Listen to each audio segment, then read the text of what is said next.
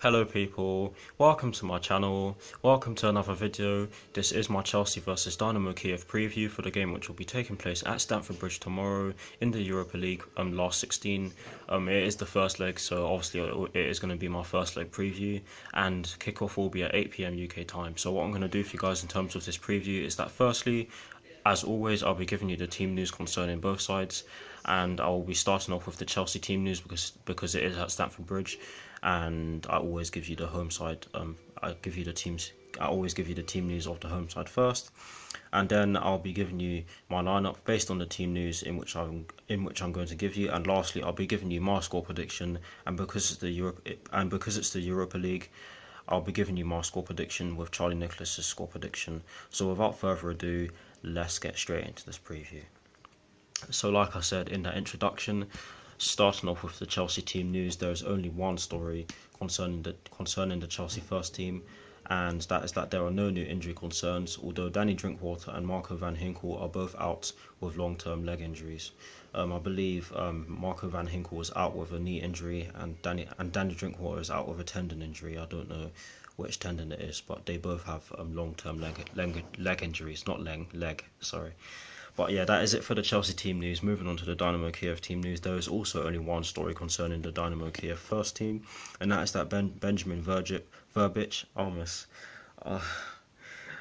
sorry about that, Benjamin Verbic is suspended due to an accumulation of yellow cards, i.e. in previous rounds of the Europa League. Sid Clay. This is the next part of the story, by the way. I'm not sure if I'm pronouncing these names correctly, but forgive me. Sid Clay could be handed his first start of the year and therefore play ahead of his suspended colleague. So there you go. There you have it for the team news. That's it for the team news. Moving straight into my lineup, and as always, starting off with the formation. It is going to be a 4-3-3 with that deep line playmaker involved. And in terms of the personnel in which I've gone with, I've decided to change it up a bit because obviously we do have to play Wolverhampton Wanderers on Sunday at Stamford Bridge with kickoffs obviously at 2:05 PM, and obviously Wolves are a really good team, so we're gonna have to rest some of our key players. So that's why I've gone with Kepa in goal. I've gone with a back row from right to left of Davide Zappacosta, Andres Christensen, David Luiz and Marcos Alonso.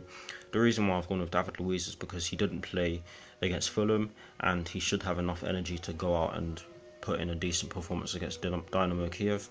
So yeah, that's why I've gone with Luiz, and I've also gone with Marcos Alonso because he wasn't even on the bench against Fulham, I don't believe.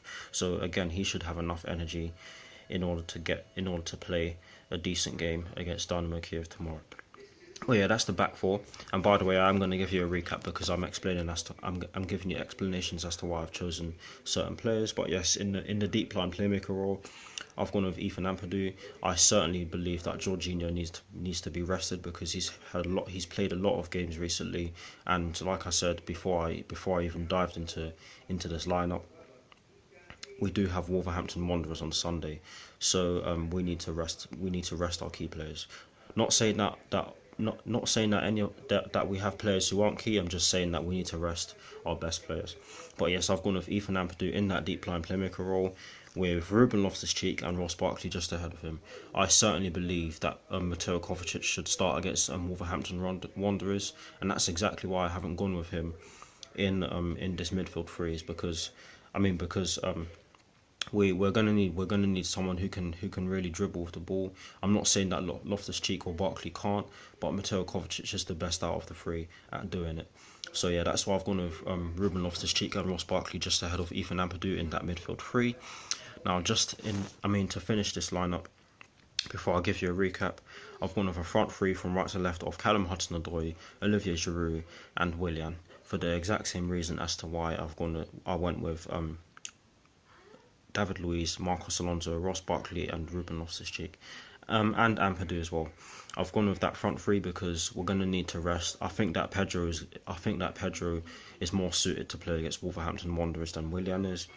Maybe I'm wrong, but I just feel as if he is. Obviously, we're going to rest Gonzalo Higuain, and Eden Hazard deserves a rest. I mean, he needs to rest as well because against Fulham he was good, he tried, but he looked very tired.